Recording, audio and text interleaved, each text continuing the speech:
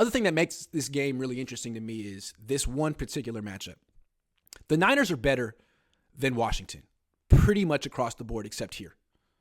This particular matchup might be the most lopsided matchup in the game.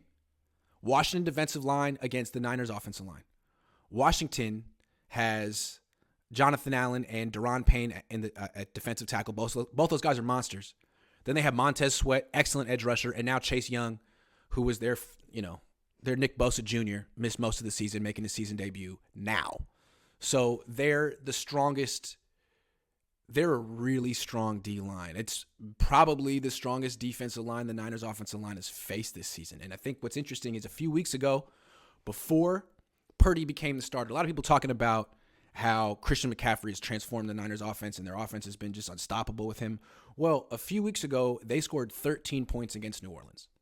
And New Orleans, all they had really on defense is, well, I mean, not all they had on defense, but one of the things they had on defense is a very good defensive line. Cameron Jordan, Marcus Davenport, a very good defense. Not a great defensive line, but a very good defensive line. They owned the trenches in that game. The Niners had a very tough time doing anything on offense, only scored 13 points. Since then, the Niners really haven't faced a great D-line. They faced Tampa, who has Vita Vea, but he left the game immediately almost. Seattle has really no one. They were down to their third-string nose tackle. This is like a San Francisco.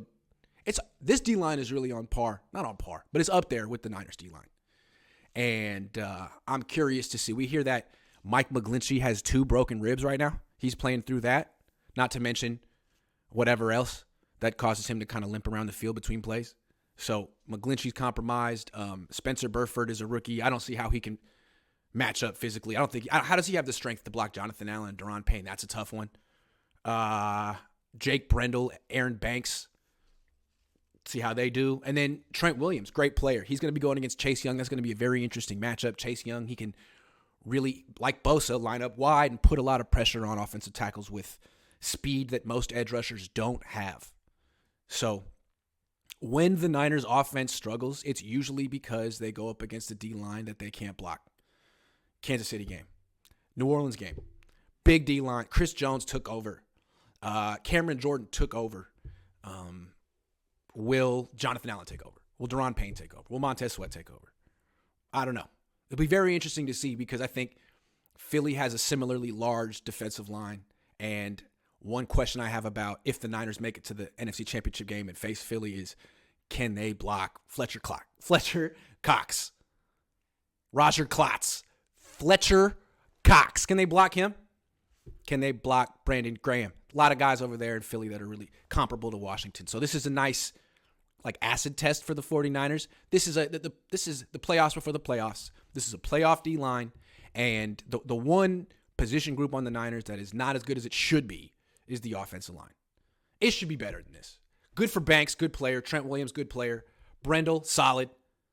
The right side, not good enough. Maybe Burford next year.